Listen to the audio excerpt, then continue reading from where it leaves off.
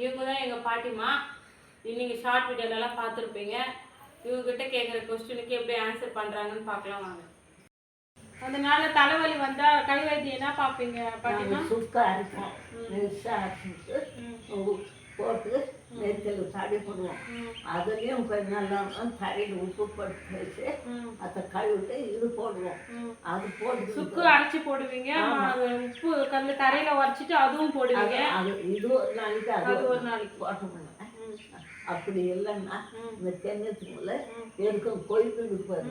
அது எருக்க பூ இது பூ இல்லை கொய்ந்து எருக்க இலை துளுர் துளுர் அந்த 2 இலைக்கு எருக்கு வர வச்சுட்டு இந்த தென்னத்துல வச்சா நல்லா எருக்கும் துளுர் எடுத்துட்டு வந்து இலை இலை இலை இலை எடுத்துட்டு வந்து இது அதுல பால் வருமே, பால் தான் வைக்கணும். அந்த பால் தான் எடுத்துட்டு வந்து இங்க வைக்கணும். பால் பால் வச்சுட்டு அது நல்லா இருக்கு துளுரி இலை இலை வைக்கணும். சொல்லி அந்த இலையை எடுத்துட்டு வந்து வச்சுக்கணும். வச்சா நல்லா ஆயிடும். நல்லா தலைவலி கால் முட்டு வெளி கால் வெளி அந்த பால் ஏற்கும் பாரு அது போட்டு தடித்து முட்டையெல்லாம் தடவிக்கணும். தடிக்கணும்.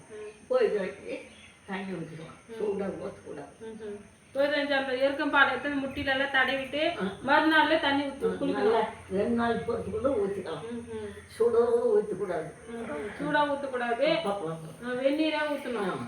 ஊற்றிக்கலாம் பார்க்கலாம். மொயங்காலம் வரலன்னா பால் எருக்கம் பால் அரைச்சிப்போம். இதுதான் கடமை. வைக்கிறதுக்கு பார்க்கல. ஆஸ்பத்திரி போயினா போக மாட்டோம். இந்த கை வைத்தியத்தை குழந்தைங்க நல்லா ஆஸ்பத்திரி போடுங்க தெரியாது. அதனால குழந்தைங்களுக்கு மாந்தெல்லாம் வரும், லூஸ் மோஷன் எல்லாம் ஆகும். என்ன பண்ணுவீங்க? அதுக்குள்ள தான் மாங்காய் ஊற்றுவோம். வேடி தங்க அது ஒரு மாத்திரை போட்டு பார்த்தோம். அந்த மாத்திரை ஊற்றணும்னா நல்லா மாங்காய்னா அருகாய்ச்சல் குண்டாய்ச்சல் வந்தால் அது ஒரு அருகாய்ச்சல் குண்டாய்ச்சல் அதில் 2 விதமா இருக்குதா? ஆமாம். மாத்திரை வேடி ஆத்துறது மிஞ்சல் மாத்திரை மாங்காய் ஊற்றுறதுக்கு ஜொல்லு ஊற்றிக்கலாம். அது மாங்காய் அது ஊற்றணும்னா சரியாது. பாட்டிமா வீடியோ பார்த்துருப்பீங்க. பாட்டிமா நிறைய டிப்ஸ் சொல்லியிருப்பாங்க.